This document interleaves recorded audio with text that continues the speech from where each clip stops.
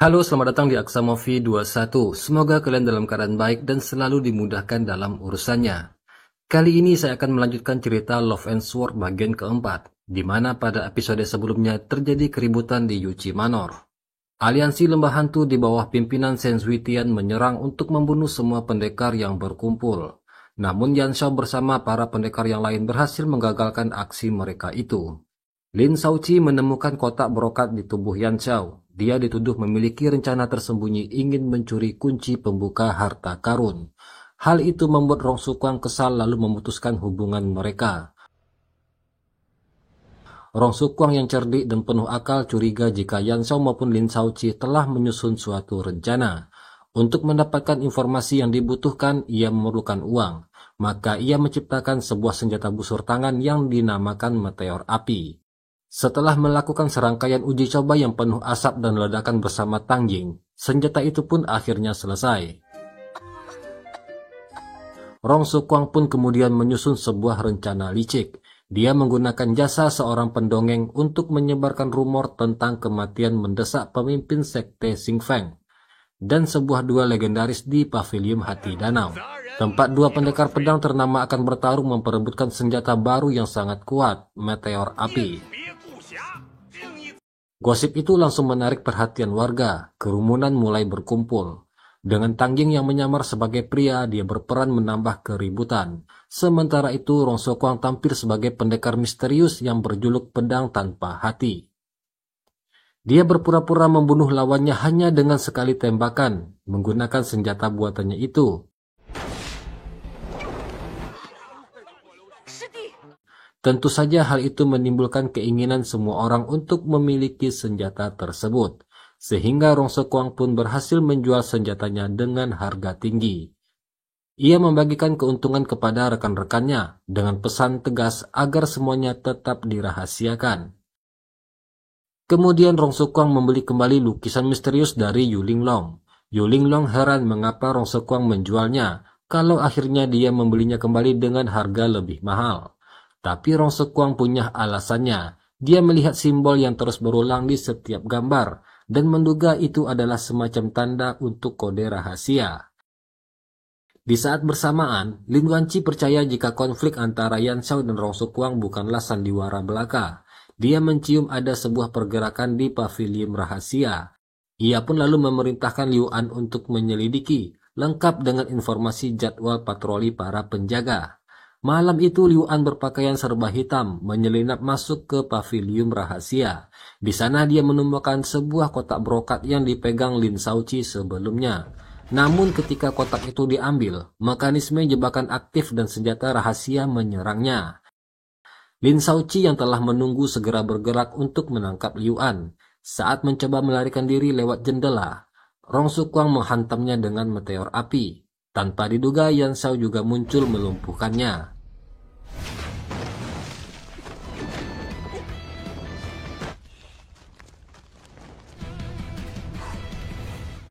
Yang ternyata pertengkaran mereka selama ini hanyalah sandiwara. Rong Sukwang menjelaskan bahwa setelah mempelajari lukisan, dia menyadari jika simbol-simbol yang ada adalah tanda yang dulu ia buat sendiri untuk menandai mata-mata aliansi lembah hantu di Yuchi Manor. Liu An yang kalah telak membuka kotak yang selama ini dia incar dan mendapati isinya hanyalah secari kertas yang bertulisan ucapan terima kasih. Dia mencoba kabur namun tertangkap. Rong Sukwang mengaku sejak awal tidak pernah percaya padanya. Tapi sebelum dia bisa dibawa pergi, Lin Wanci muncul dan Liu An menyandranya untuk melarikan diri. Dalam kekacauan itu, Yan Shao menangkap Lin Wanci. Hal itu tentu memicu ledakan cemburu dari Rong Sukwang yang menuduh Yan Shao diam-diam menyukai wanita tersebut. Keesokan paginya, Lin Shaoqi mengunjungi Rong Sukwang. Lin Shaoqi mengaku jika dulu dia merasa rendah diri terhadap ketekunan Rong Sukwang dalam berlatih ilmu pedang. Rong Sukwang menyadari bahwa di zaman apapun, perempuan kuat sering kali dianggap mengintimidasi. Lin Shaoqi berkata andai saja Rong Sukwang tidak sekuat itu di masa lalu, tentu dia akan menyukainya sebagai seorang perempuan.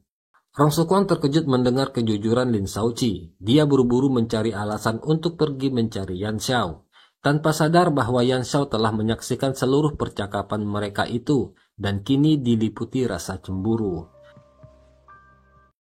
Saat sesi latihan, Yan Xiao yang terbakar rasa cemburu melatih Rong Sequang dengan keras. Dalam tekanan itu, Rong Sequang tiba-tiba mengeluarkan jurus dahsyat yang disebut jari awan. Dia sangat girang dan menyamakan teknik itu dengan legenda pedang 6 nadi. Namun dia tidak mampu mengulanginya lagi. Rong Sequang berpikir apakah jurus tadi hanya muncul ketika dalam keadaan terdesak saja. Jadi, dia memohon kepada Yan Xiao untuk menyerangnya secara mendadak. Tapi usahanya itu kembali gagal.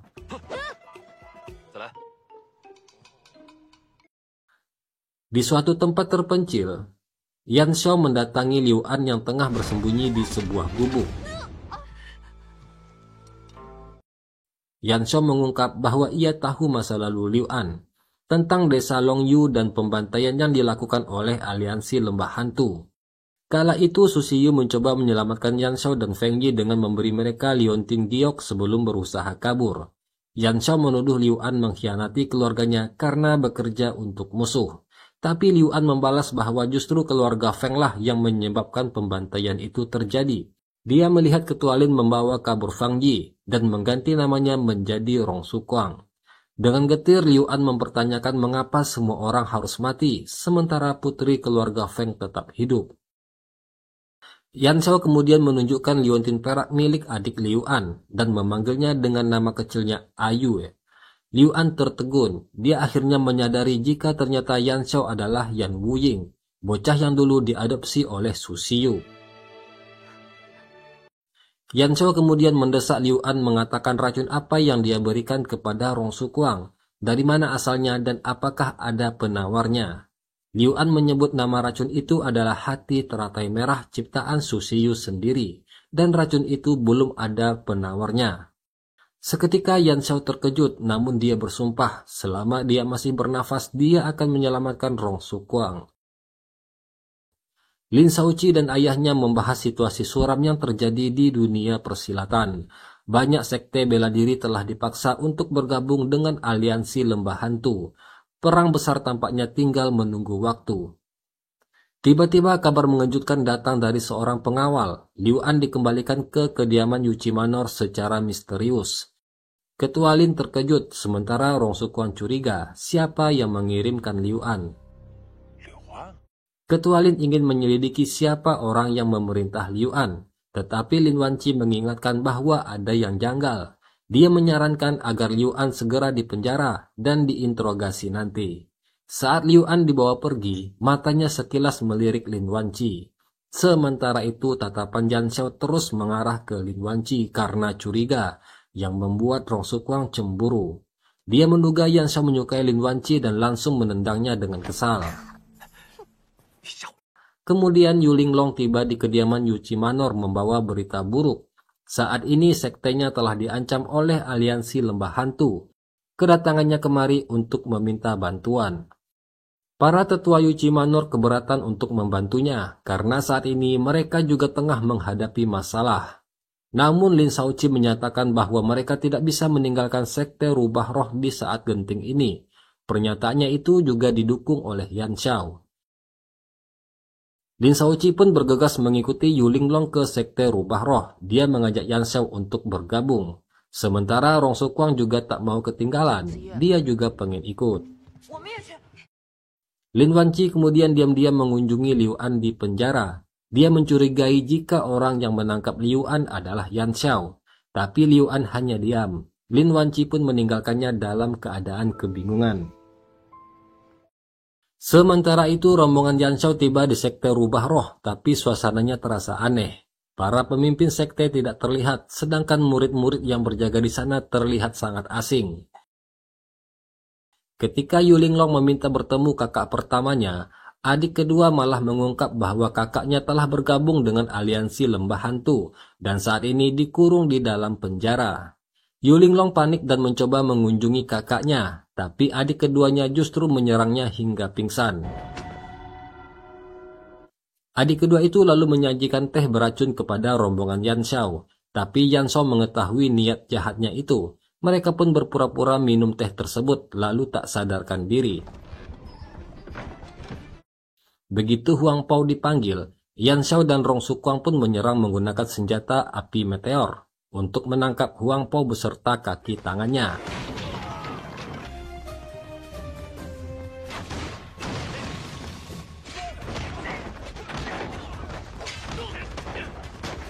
Sementara itu, adik kedua pergi menemui Yuling Long dan memberikan penawar racun.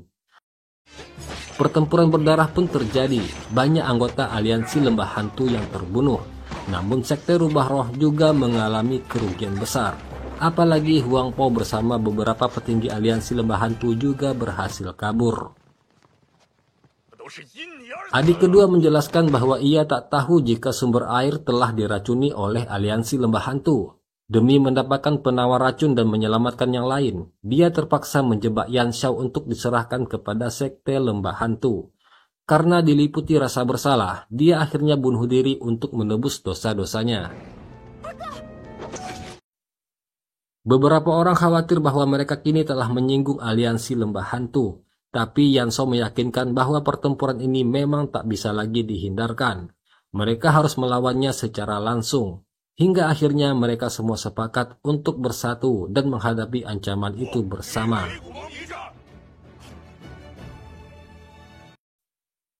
Di tempat lain, Lin Wanci mulai bertanya-tanya, mengapa racun dingin dalam tubuh Rong Sukwang belum juga sembuh meski sudah lama meminum ramuan dalinya. Tapi Yan Xiao menjawab jika racun di tubuh Rong Sukwang sudah jauh membaik dari sebelumnya. Lin Wanci menyatakan keinginannya yang juga ingin memiliki pahlawan seperti Yan Xiao yang selalu datang untuk menyelamatkannya.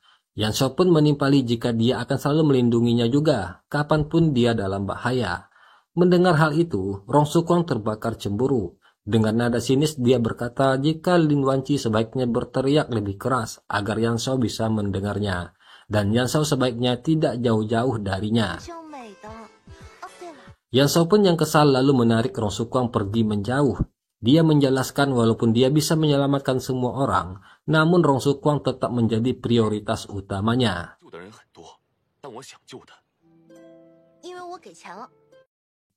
Kemudian dengan alasan ingin lepas dari Rong Sukwang, Yan Xiao mengaku hendak pergi minum arak. Tapi kenyataannya dia bertemu dengan Fei Wu dan Fei Ming. Dia memerintahkan mereka untuk menyelidiki penawar racun teratai merah. Meski belum menemukan apapun, mereka berjanji akan terus mencari. Saat kembali, Yan Xiao melihat Rong Sukwang tengah berlatih pedang dan hampir celaka. Dia menangkap pedang yang hampir menancap di tubuh gadis tersebut. Yan Xiao memperingatkan agar jangan gegabah kalau tak mau terluka. Kemudian Yan Xiao mulai melatih Rong Sukwang. Rong Sukwang menyadari bahwa semakin dia mencoba mengendalikan pedangnya, justru semakin sulit dikendalikan.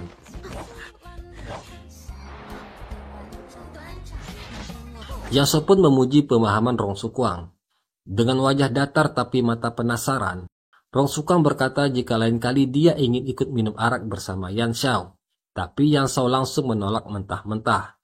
Dia hanya akan mengizinkannya jika Rong Sukwang berhasil menguasai semua jurus yang dia ajarkan. Keesokan harinya Rong Sukwang pergi menemui Tang Ying untuk meminta obat peningkat stamina. Tang Ying lalu membawanya menyelinap ke pavilion rahasia untuk mencari kitab pengobatan, agar dia bisa membuatkan pil untuk meningkatkan tenaga Rong Sukwang. Tang Ying kemudian membawa Rong Sukwang mencari bahan pembuat obat, termasuk kodok dan kelabang, yang membuat Rong Sukwang ketakutan. Dia langsung menyerah dan mengurungkan niatnya menjadi kuat. Sebagai gantinya, dia memohon kepada Yan Xiao untuk mengajarinya Qinggong, seni bela diri meringankan tubuh. Yan Xiao pun setuju dan dia mulai memperagakan gerakan itu. Yan Xiao kemudian membawa Rong Sukwang ke tepi sungai untuk merasakan aliran air dan kelopak bunga yang hanyut bersama angin. Suasana menjadi tenang dan lembut. Hanya suara air dan desir dedaunan menemani kebersamaan mereka. Setelah mempelajari ilmu Qinggong dari Yan Xiao, Rong Sukwang menyadari bahwa kemampuannya itu bukanlah tentang terbang, melainkan lebih kepada kecepatan refleks yang luar biasa. Dia berencana membuat video untuk mengungkap kebenaran di balik King Gong saat kembali ke dunia modern nanti. Dengan ragu, Rong Sukong mengungkapkan kegelisahannya. Dia berkata akankah Yan Shao tetap peduli padanya jika ternyata dia bukan Rong Sukong yang sesungguhnya, melainkan hanya orang asing yang kebetulan datang di kehidupannya sekarang. Yan Shao pun menyuarakan kekhawatiran yang sama. Bagaimana jika posisi mereka tertukar? Apakah Rong Sukong akan tetap memperlakukannya dengan cara yang sama? Yan Shao berkata bisa jadi jika suatu saat nanti dia akan pergi dan mereka harus berpisah. Rong Sukong pun tidak terima dengan pernyataan Yan Shao. Dia melarangnya pergi karena mereka adalah keluarga. Tak sanggup membayangkan perpisahan, Rong Sukong memohon agar Yan Shao tetap tinggal sebagai pengawalnya. Berulang kali dia bertanya apakah Yan Shao benar-benar akan meninggalkannya, tapi Yan Shao hanya diam. Huang Po melaporkan kegagalannya kepada Shen Zuitian, namun Shen Zuitian tidak terkejut, karena dia sudah tahu jika Rong Sukong dan Yan Shao berada di sekte rubah roh. Dia tidak menyalahkan Huang Po, tapi justru semakin bertekad mengungkap asal-usul Yan Shao yang sebenarnya. Menjelang ulang tahun Rong Sukong, Lin Wanqi datang untuk menanyakan hadiah apa yang dia inginkan. Mengetahui jika Yan Shao menyukai pakaian warna merah, Rong Sukong pun meminta dibuatkan baju merah seperti milik Yan Shao. Dan Lin Wanqi pun menyetujuinya tanpa ragu. Kemudian Lin Wanqi mengunjungi Yan Shao dengan alasan ingin berterima kasih dan akan membuatkannya pakaian sebagai hadiah. Dia mencoba mengukur tubuh Yan Shao, namun Yan Shao menolak dengan sopan. Dia memberikan pakaian lamanya kepada gadis tersebut. Lin Wanqi pergi dengan perasaan marah. Dia melihat peluit tulang di meja Yan Shao. Dia menyadari benda itu adalah hadiah untuk Rong Sukong. Perasaan cemburu pun tumbuh. Ia bertekad akan merebut semua yang dimiliki Rong Sukong. Di saat yang sama, kediaman Yuchi Manor menerima bulu merah dari aliansi lembah hantu, tanda deklarasi perang. Untuk melindungi keluarga, Lin Shaoqi menyarankan agar mereka meminta bantuan Tiangang. Ketua Lin pun berkata jika hal itu biar dia yang urus. Namun Lin Shaoqi mengungkapkan kecurigaannya selama ini terhadap ayahnya itu. Dia bertanya apakah ayahnya juga pernah mengincar rahasia harta karun tersebut. Karena satu-satunya hal yang dibawanya pulang dari masa lalu hanyalah seorang gadis kecil Rong Sukong. Ketua Lin hanya tersenyum dan berjanji akan menjelaskan segalanya suatu hari nanti. Kemudian Ketua Lin menemui Yan Shao di kediamannya. Dia mengungkapkan bahwa dia tahu jika Yan Shao berasal dari Tiangang. Ketua Lin meminta Yan Shao menyampaikan pesan kepada pemimpin mereka untuk membentuk aliansi melawan lembah hantu. Tanpa ragu Yan Shao pun menyanggupinya. Lin Wanqi akhirnya menyelesaikan pakaian merah untuk Rong Sukong. Rong Sukong memperhatikan mata Lin Wanqi yang memerah, mengira itu akibat begadang menjahit pakaian untuknya. Namun Lin Wanqi mengatakan ia menangis karena kelincinya mati. Dia juga menyebut jika ia juga membuatkan pakaian merah untuk Yan Shao sebagai tanda terima kasih. Hal itu membuat Rong Sukong cemburu. Dia takut jika Lin Wanqi juga menyukai Yan Shao. Untuk menunjukkan perasaannya, Rong Sukong membuat sebuah layang-layang dan serpihan salju buatan. Kemudian dia mengirimkan pesan kepada Yan Shao untuk bertemu di pavilion tepi danau. Di dalam ruangan, Rong Sukong dan Tang Jing mempersiapkan kejutan buat Yan Shao. Begitu mendengar langkah kaki masuk, mereka berdua yang lagi bersembunyi mengaktifkan mekanismenya. Tapi tanpa mereka duga, orang yang masuk ternyata adalah Lin Shaoqi. Rong Sukong sangat kaget. Bersamaan dengan itu, Yan Shao muncul dari belakang. Yan Shao yang menduga Rong Sukong memberikan kejutan buat Lin Shaoqi, kemudian pergi dengan marah. Rong Sukong mengejarnya lalu berusaha menjelaskan. Dia mengaku bahwa salju itu dipersembahkan untuknya. Hal itu dia lakukan karena dia tahu jika Yan Shao sangat menyukai salju. Di sana juga Rong Sukong mengungkapkan perasaan cintanya kepada Yan Shao yang selama ini dia simpan. Rong Sukong menggenggam tangan Yan Shao dengan harapan akan mendapat jawaban, tetapi Yan Shao hanya diam. Dia berbalik dan mengatakan jika aliansi lembah hantu akan segera menyerang dan dia harus pergi. Yan Shao kemudian menyerahkan peluit tulang dan menyuruhnya meniup itu saat berada dalam bahaya. Peluit itu adalah hadiah ulang tahun untuk Rong Sequang.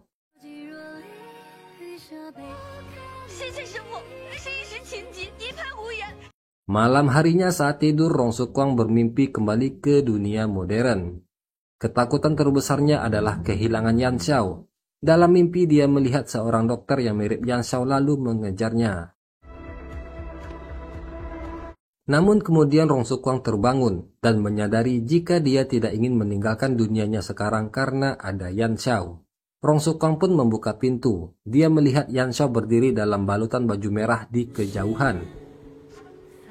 Rong Sequang segera berlari memeluk Yan Xiao. Ia menangis sambil menceritakan mimpinya tadi.